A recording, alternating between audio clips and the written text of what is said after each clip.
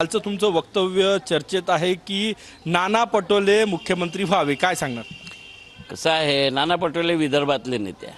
नागपुरातनं लोकसभा लढले होते. आता भंडारा गोंदियातनी त्यांनी आपला खासदार निवडून आणला.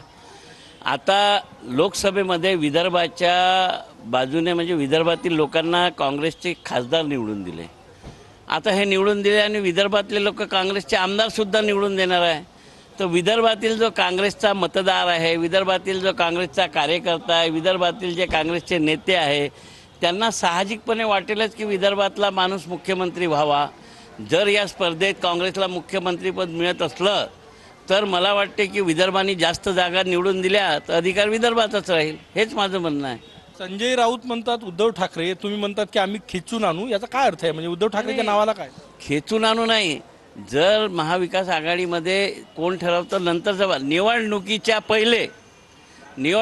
पहिले विदर्भीय लोकांना वाटते की विदर्भातला मुख्यमंत्री व्हावा, काँग्रेसचा व्हावा, तर मग आम्ही मेहनत करून झालो, आम्ही आमदार जास्त निवडून आणले तर नैसर्गिक प्रक्रियेमध्ये नानाभाऊंचा क्लेम राहीलच. दुसरा कोण नेता आहे? कॅमेरामॅन सचिन सयामसह गजानन माटे, TV9 मराठी, नागपूर.